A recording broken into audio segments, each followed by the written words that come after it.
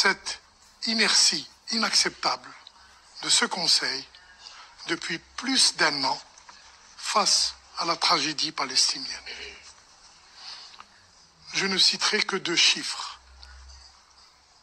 Ces 2 derniers mois, nous avons assisté à la mort de 2273 Palestiniens et près de 6000 blessés.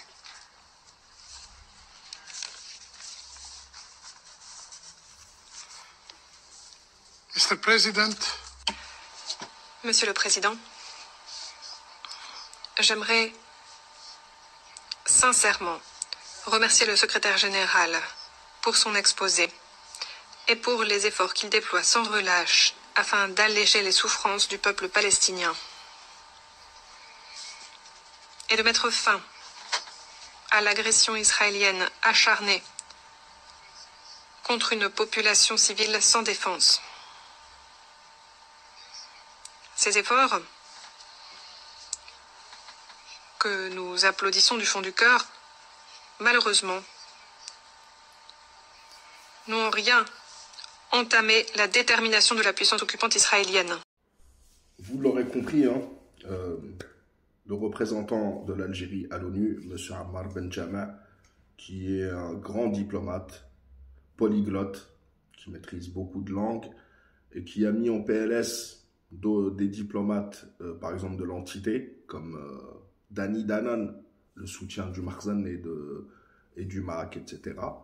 On se rappelle il y a 2 mois ou quelque chose comme ça, quand il refusait de reconnaître l'entité.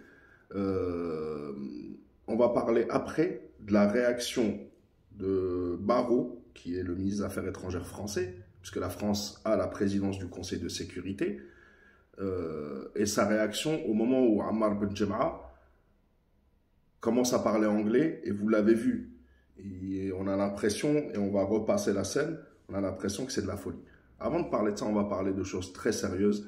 L'Algérie continue sa lutte, que ce soit au Conseil de sécurité, en dénonçant et en bougeant le Conseil de sécurité, en faisant en sorte que l'entité soit condamnée, et le combat doit être mené sur le terrain diplomatique. Et l'Algérie représente très bien les pays du Sud, les pays du tiers-monde, les peuples opprimés.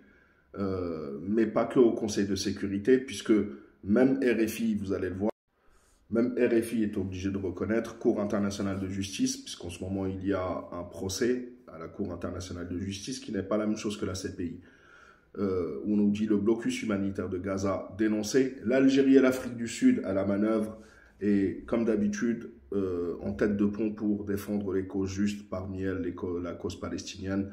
Nous sommes tous avec nos frères fait Palestine, et ça depuis le début. Maintenant, revenons au sujet de Jean-Noël Barrot, le ministre des Affaires étrangères français. On va regarder sa réaction au moment où Ammar Benjama passe à l'anglais. Et là, on voit très bien qu'ils ne peuvent cacher la réalité, c'est-à-dire que, ils sont choqués.